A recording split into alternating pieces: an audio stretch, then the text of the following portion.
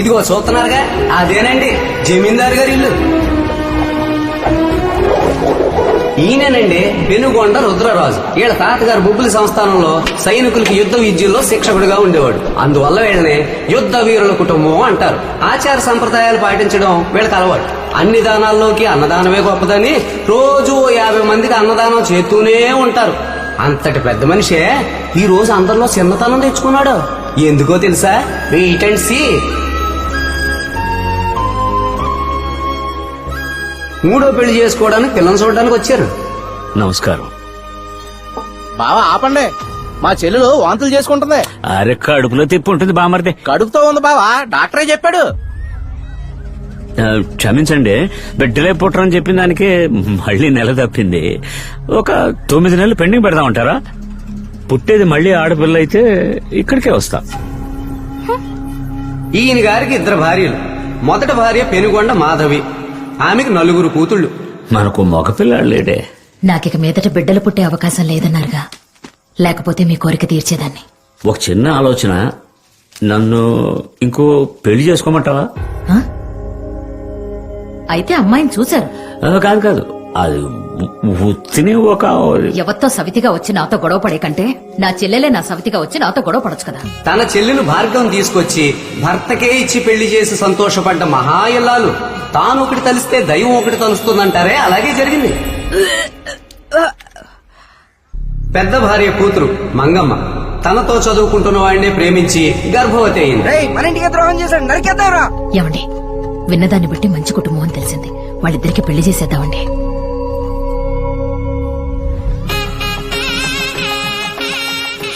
తల్లికి 9వ నెల, కూతురికి 7వ నెల. మా ఊరంతా నన్ను ఎగతాళి చేస్తున్నారు మా. ఆవు కడుపుతోంది, దూడ కడుపుతోందని. 2వ భార్య భార్గవికి ప్రసవించే టైం వచ్చేసింది. భయపడుకో, కొంచెం కొంచెం ఊచుకో. ఏమైంది? మన అయ్యగారికి బిడ్డ పుట్టినట్టుందా? 3 అరుగులో 5 అరుగులో తెలియలేదురా.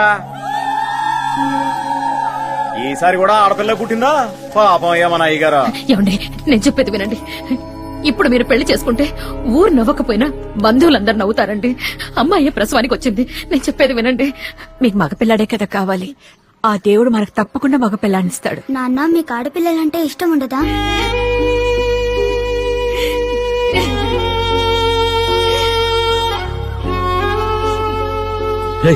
ఇలా రండిరా, కూర్చోండిరా, కూర్చోండి. ఏంట్రా, మీరంటే ఇష్టం లేకనా మీ అందరికి రాణి అని పేరు పెట్టింది? ఇలా చూడు, మంగమ్మ రాణి, విజయలలిత రాణి, సంయుక్త రాణి, ఝాన్సీ రాణి. ఇదిగో కొత్తగా ఒకరు వచ్చారే, పద్మావతి రాణి.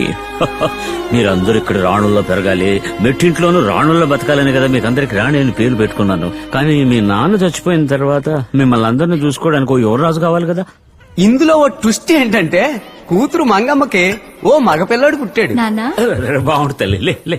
మీకు కావాల్సింది మగపిల్లాడే కదా, వీణి తీసుకోండి నాన్న. పెనుగొండ రుద్రరాజు కొడుకుగా ఇక్కడే పెరుగుతాడు. మా ఇంట్లో వాళ్ళు కూడా ఒప్పుకున్నారు నాన్న. మీ నాన్న మనసుని పుణికి పుచ్చుకున్నావే. వినడానికి చాలా సంతోషంగా ఉంది. బుల్లిబాయ్ పుట్టిన సంతోషంలో ఓ 5,000 మందికి అన్నదానం ఏర్పాటు చేయమని చెప్పండి. అయ్యగారికి ఏం పేరు పెడదాం? నరసింహరాజు. అమ్మా, నువ్వు చెప్పిన విషయం నాకు చాలా సంతోషంగా ఉందమ్మా. ఇదిగో తీసుకో. ఎంతైనా మనవడు మనవడే, మన కొడుకు ఎట్టవుతాడు? ఎప్పటికైనా నా రక్తం పంచుకున్నవాడే నా కొడుకు అవుతాడు.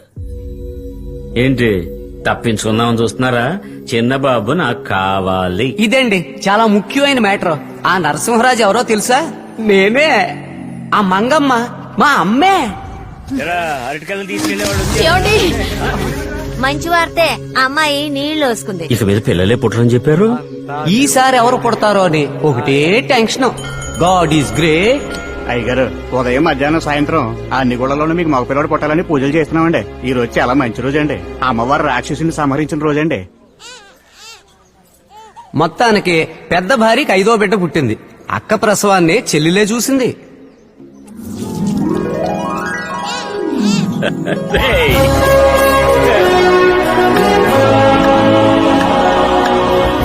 ఇన్నాళ్ళకి శిలబాబు పుట్టాడు.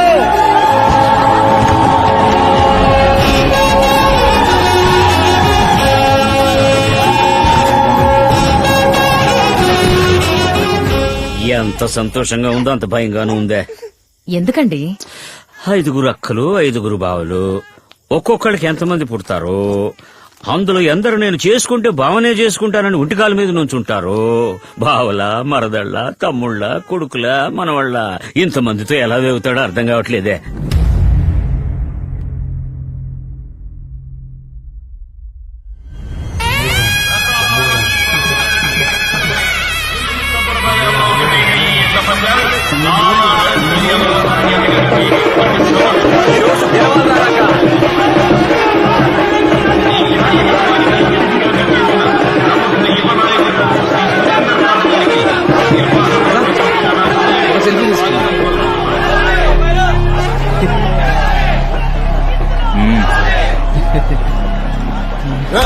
ఎవడ్రా నువ్వు మా అమ్మాయితో మాట్లాడుతున్నావు? ఊరు పరువు కాపాడాలి.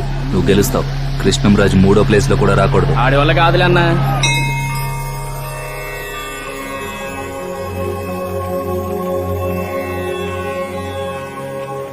పెనుగొండ రుద్రరాజు కన్యా రాశి చిత్తా నక్షత్రం. పెనుగొండ మాధవి వృషభ రాశి రోహిణి నక్షత్రం. పెనుగొండ భార్గవి కుంభరాశి పూర్వభద్ర నక్షత్రం. అమృతవల్లిదేవి కర్కాటక రాశి పునర్వసు నక్షత్రం. తామర పువ్వుల చంద్రయ్య మిథున రాశి మృగశిర. మల్లెతావుల సూరయ్య రావట్లేదు కదా? అయితే తప్పకుండా తామర పువ్వుల చంద్రయ్య వస్తాడంటే. చిన్నబాబుకి 5 అక్కలు కదా, ఈయన పెద్దక్క మొగుడు. అంటే మా నాన్న పబ్లిసిటీ పిచ్చోడు. మంగమ్మ ఏమండి బస్తీ మనండి చీకటి పడ్డాక పోకూడదు, టైం అయింది అయ్యయ్యా. విజయలలిత మల్లెతావుల సూరయ్య. మినీ బస్ వెళ్లే చోటికి టిప్పర్ రాదని తెలీదా? నువ్వు వెళ్ళొచ్చేవే. ఈ జన్మలో మీరు మారరు. ఈయన 2వ అక్క మొగుడు.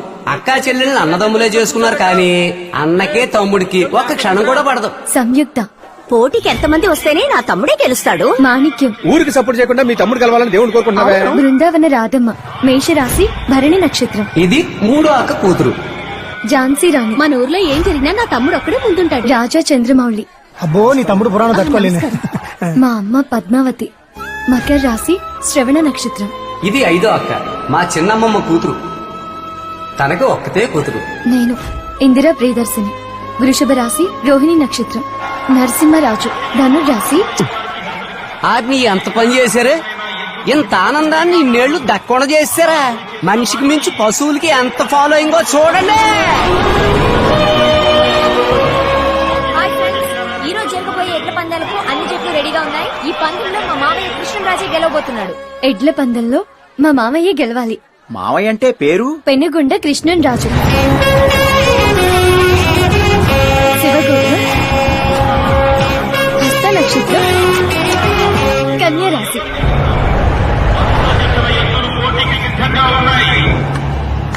అందరూ రెడీయా? రెడీ? 1, 2, 3.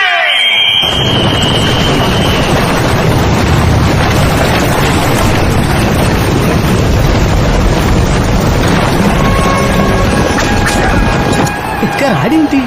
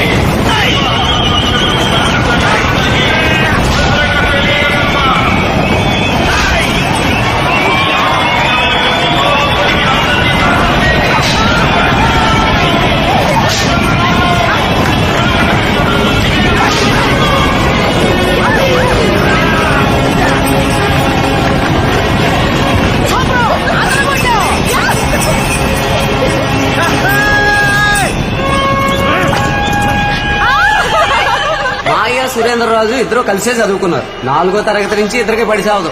తమ సేవా సంస్థల ద్వారా చాలా మంది పేద విద్యార్థులకు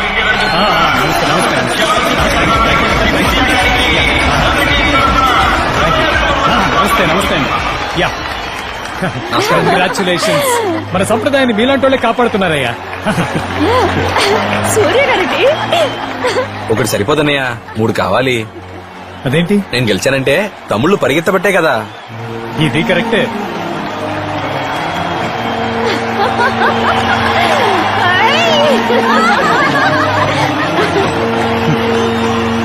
ఇప్పుడు మీకు పేరు కృష్ణరాజ్ అండి.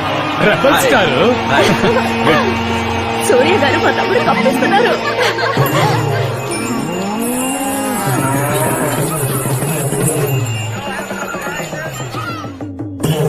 తీసుకోండి థ్యాంక్స్ అమ్మా. తాతయ్య.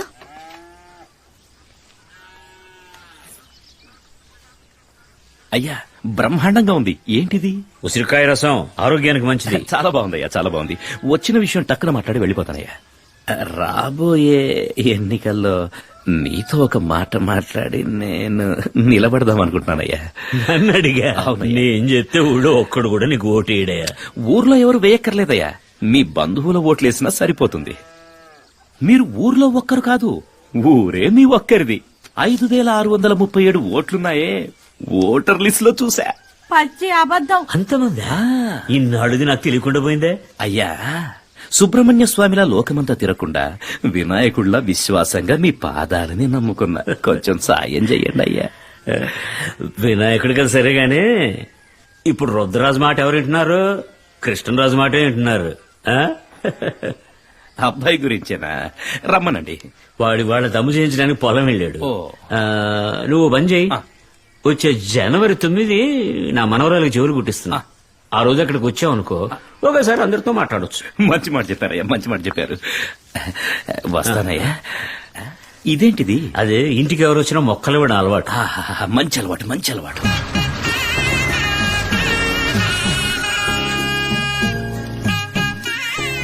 మామయ్య పెద్దమ్మ వచ్చింది. నాన్న సార్ కొంచెం ఆగండి.